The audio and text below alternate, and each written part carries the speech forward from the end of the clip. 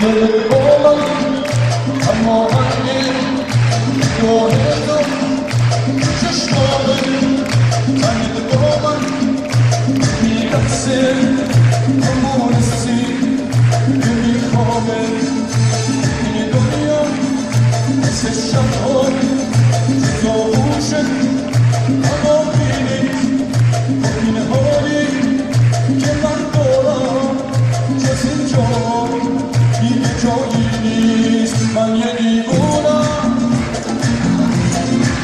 تو ته خوبی عمرمو گشتم تا دیگه اینجا هیچی نمیفهمم هیچی نمیفهمم هیچی نمیفهمه کی نمیفهمه؟ میگفت در ایران طرف تا بچه هست میگن بچه هست نمیفهمه نوجوان میشه میگن نوجوان تو رشده نمیفهمه والا ما یادم بچه بودیم سر سفره غذا همیشه بهترین قسمت غذا میدادن باباهامون میخوردن و هیچ حق اعتراض هم نداشتیم اما با خودمون میگفتیم یه روز بزرگ میشه و تلافی میکنیم حالا که بزرگ شدیم بهترین قسمت غذا میدن بچه ها بخورن میگیم چرا؟ میگن بچه در حال رشده خب ما رشد نمیکردیم ما علف هرز بودیم چه عدالتی من نمیدونم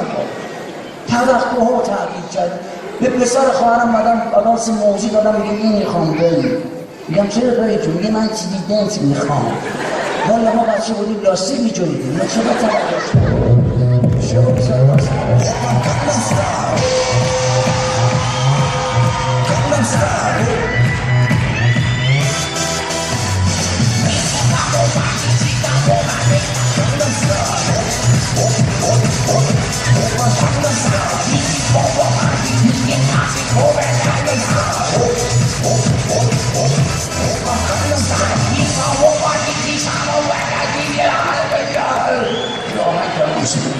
به جون خودم اگه خودش میفهمه چی میگه مردی که دیوونه کرده میگه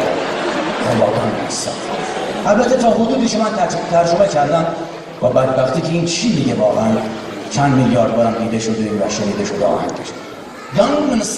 استایل من گانگنامی یعنی چی؟ گانگنام یه منطقه بالا شهر تو سئول پایتخت کره جنوبی مثلا میخواد مخ بزنه میگه من خیلی با کلاسم بالا شهری هم گانگنامی هستم زنگروی تا نترس از عاشق شدم بیا اون با من دیدین مثلا سه تهران میگن الهی زعفرانی میگن فرشته شده حکایت بعضی از پسرها میخواد مخ بزنه میگه من بچه الهی ام میخواد دعوا کنه میگه من ناز آوردی هستم این تناقض آدم برای میتابه که چی داره به تبدیلش اما همین کره جنوبی ها خیلی با مفهم که شنیدم در کره جنوبی وقتی مردی داره میره سر کارش خانومش دادم اگر بدرقش میکنه میگه عزیزم تو رو خدا مراقب خودت باش من نگرانتم شب زود بعد از شام منتظرت میمونم دوست دارم عاشقتم دوست اون میره دیگه سر کارش ما نیست در کشور اسلام نزدیک قطب شماله شنیده بودم ما رمضان امسال 39 دقیقه فرصت داشتن چیزی بخورن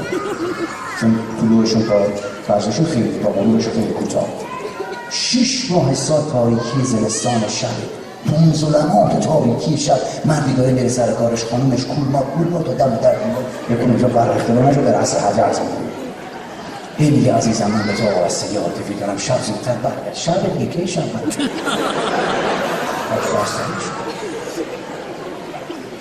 منتظرت میمونم دوست دارم عاشقتم منتظر بوسی نه؟ یه دیگه واسه رفت گفتی و اون میبوسه دیگه میره سر کارش باید نیست وقت در ایران وقتی مردی داره میره سر کارش خانمش میگه داری این آشغالا رو مثل من بزن به خود یه فرد از چقدر از کجا چی بگه آدم